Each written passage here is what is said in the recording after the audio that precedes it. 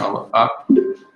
Olá, em mais um vídeo compartilhado entre o canal Revolução Industrial Brasileira e o canal do professor Paulo Gala, hoje nós vamos abordar um tema muito interessante para quem quer discutir desenvolvimento industrial, que é a comparação entre países. A comparação entre países é uma forma muito usada, né, para se fazer argumentos, né? Só que muitas vezes esses argumentos saem falsos, porque a comparação entre países é feita de maneira similar a você querer comparar um prego com uma furadeira, ou uma laranja com um abacaxi. Bom, então vamos limpar esse debate a partir de agora, fazendo as comparações através dos critérios técnicos corretos. Por exemplo, a manufatura per capita, ou seja, o quanto de produto industrial, de produto sofisticado, um país é capaz de produzir e efetivamente produz por habitante. E aí eu queria começar convidando o professor Paulo Gala a entrar na conversa, trazendo o exemplo de um país que, por essa medida, é o país mais industrializado do mundo. Você sabe qual é? Eu acho que não. É a Suíça. Olha lá. Você sabia que a Suíça faz mais do que relógios Cuco, relógios de pulso, etc? Professor Paulo Gala, muito obrigado mais uma vez por essa entrevista. Queria te deixar a palavra aí agora. Começa comentando sobre a Suíça. Por que a Suíça é o país mais industrializado do mundo? Legal, Fausto, obrigado. É um prazer falar com você. Essas conversas nossas têm ficado divertidas, né? A Suíça é um baita exemplo aí que você lembrou. E você caminha pela Suíça, né? Eu tive várias vezes lá.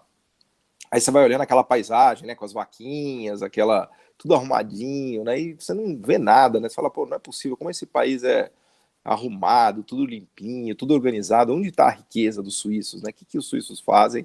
Que não é possível que seja o relógio Cuco, o queijo suíço, o raclette, o queijo de Gruyère e aí quando você começa a mergulhar na Suíça, você percebe que realmente eles são talvez a maior potência manufatureira do mundo, né? Quando a gente olha a produção manufatureira per capita, né, que é esse dado aí que você ressaltou que é muito relevante, eles têm uma produção manufatureira per capita anual de 10 mil dólares, né? Só para você ter uma ideia, o Brasil tem uma produção manufatureira per capita de pouco mais de $1.000, né? Então o suíço médio ele produz 10 vezes mais que o brasileiro na indústria, na manufatura. Aí vocês perguntam, bom, mas que indústrias são essas? Que manufaturas são essas? Aí quando você abre os dados, né, coisa que, aliás, os economistas brasileiros não costumam fazer, né, não é difícil, só entrar no Banco Mundial e escrever manufatura per capita, você vai ver o ranking lá, você vai ver, inclusive, que a Austrália tem 3 mil dólares de produção manufatureira per capita, que a Nova Zelândia tem 3 mil dólares.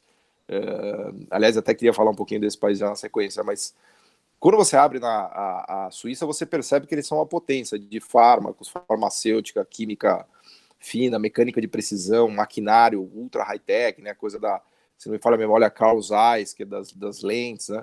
Quando a Apple foi fazer o relógio, o Apple Watch, eles foram imediatamente para a Suíça, porque lá tem os melhores técnicos e as melhores empresas de design, de mecânica, para fazer relógio, essa coisa de mecânica de precisão, enfim, você conhece melhor do que eu, talvez você possa dar até exemplos aqui, mas é uma coisa sofisticadíssima, de um valor agregado gigantesco, né? Então, esse é o coração da riqueza suíça, né?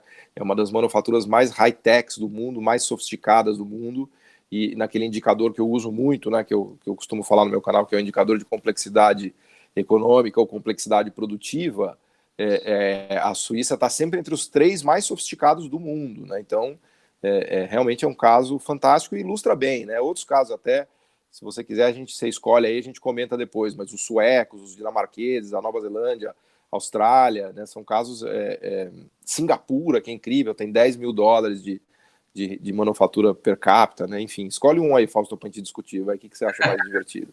Escolho sim. Não, esse assunto é sempre muito bacana, inclusive tem vários livros assim que você que está nos assistindo poderia procurar ler, né, a respeito das comparações entre países e também os modos pelos quais eles chegaram onde chegaram, outro ponto muito importante. Mas a respeito da Suíça, particularmente eu nunca estive lá, mas eu conheço uma porção de empresas suíças que estão aí, né, absolutamente internacionalizadas, mais assim da área que eu participo, que é a indústria metal-mecânica, de equipamentos de energia, motores, né, esse tipo de coisa, veículos, né, equipamentos de içamento, todo um universo aí que pode ser colocado embaixo do guarda-chuva do metal mecânico de todos os níveis. Porém, na questão da Suíça, veja bem, você já deve ter pego na vida um elevador Schindler, né? todos os elevadores Schindler, né, foram fabricados por essa empresa, que é uma empresa suíça, né? Se você vai para a questão, por exemplo, de obras, né, material para obras, equipamentos para obras, né, você talvez nunca tenha ouvido falar, porque, enfim, só engenheiros civis conhecem essas marcas, né? Mas uma empresa que é a Amann, né, ela é detentora de todas as tecnologias principais para a construção, por exemplo, de estradas, né? Tudo que é asfaltamento, compactação de asfalto e tal, eles fazem alguns dos melhores equipamentos do mundo. Em questão de obras menores, talvez você tenha ouvido falar de uma marca que é a Hilti, né? Uma marca vermelhinha, Hilti. Esse é o nome, Hilti, né? Compete ali com a Black Decker e com a Bosch por tudo que é furadeira, máquina de fazer fixações, né, rompimentos de estruturas, etc., e ferramentas menores. E é tudo como o Paulo Gala comentou, quer dizer, são mecânicas e sistemas internos absolutamente de primeira linha.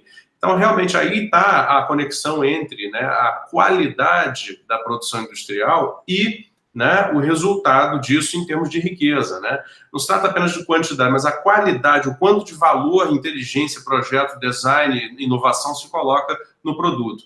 Então, assim, a Suíça realmente é um caso absolutamente bem-sucedido, assim, aí talvez merecesse uma outra oportunidade de a gente conversar sobre como os grandes países chegaram lá, né? Agora, você me pediu para escolher um outro país, eu vou te pedir para escolher, então, o eixo Austrália-Nova Zelândia e também de lambuja eu vou pegar Singapura, porque o Sudeste Asiático e a Oceania, né, são considerados aí pelos folhetins neoliberais brasileiros como casos em que, ou bem, você tem uma economia de serviços muito desenvolvida sem indústria, ou bem, são produtores de matérias-primas, como se fala da Austrália, né, que deram certo produzindo matérias-primas. Paulo Gala, são casos interessantes que você destacou, né? Acho que a Nova Zelândia e a Austrália viraram os queridinhos dos economistas mais liberais do Brasil e que são países que têm uma história absolutamente intervencionista e protecionista, né? Se você olhar ali depois da descoberta do ouro, né? Que o grande boom dele se deu depois da descoberta do ouro, tanto na Austrália quanto na Nova Zelândia. O processo de industrialização deles decorreu da descoberta do ouro, ainda no século XIX, e é interessante porque você lê os documentos da época e você vê os governos se debatendo com a ideia de que era preciso proteger a indústria doméstica para ela se desenvolver e para não deixar o país cair simplesmente na exploração de lã, de produtos básicos e tal, que condenariam esses países ao fracasso, né? Então esse é um debate corrente na Nova Zelândia daquele período, né, e na Austrália. Agora, o mais interessante é que eles conseguiram de fato se diversificar, se sofisticar, se industrializar, né? E quando a gente olha esse dado que a gente está falando aí da produção manufatureira per capita, a gente descobre que a Austrália tem $3.000 de produção manufatureira per capita, eles produzem por ano 80 bilhões de dólares. Para se ter uma ideia, a indústria brasileira deve estar produzindo algo como 150 ou 160 bi de dólares ano, só que a Austrália tem uma população da ordem de 30 milhões de pessoas, né? Então, per capita, esse número é muito elevado. A Nova Zelândia é curioso também, porque a participação da indústria no PIB da Nova Zelândia está maior do que no Brasil, Fausto. Veja você esse dado, né? É uma manufatura per capita de $3.000 também, próximo da Austrália. E claro, quando a gente fala de manufatura, não estamos falando só de siderurgia, aço, máquina, né? Manufatura é um termo amplo, né? Então, no caso da Nova Zelândia, por exemplo, a gente vê que eles são muito fortes no que a gente chama de indústria tech de alimentos, né? Ou na tecnologia de alimentos, né? Então, todo mundo já deve ter se deparado com esses whey protein, com todas esses suplementos, né? Para malhação, para academias, que isso virou uma febre no Brasil e no mundo, né? A Austrália também é muito forte nisso, nessa coisa de...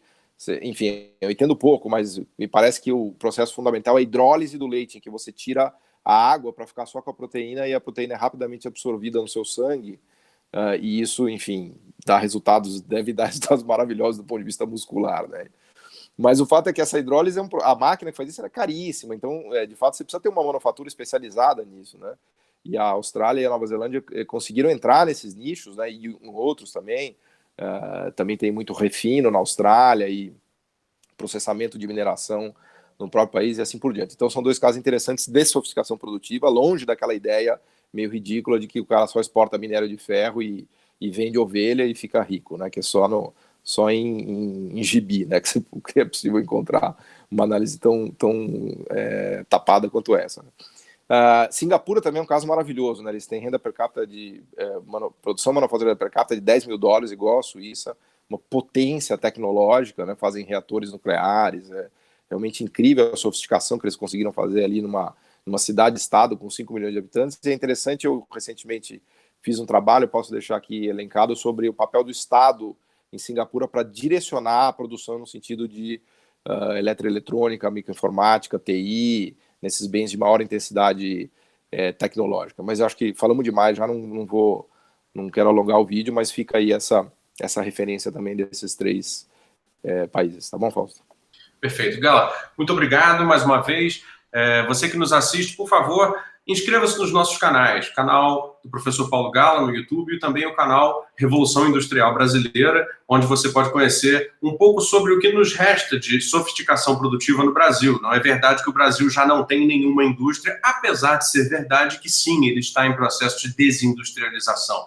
Mas a gente tenta ali chamar um pouco a atenção para mostrar a importância do que ainda produzimos e, quem sabe, conseguir gerar aí um novo rumo, né, para o desenvolvimento do Brasil através da revalorização do produto industrial. Obrigado, professor Paulo Gala. Até a próxima. Obrigado, Fausto. Valeu. Abraço.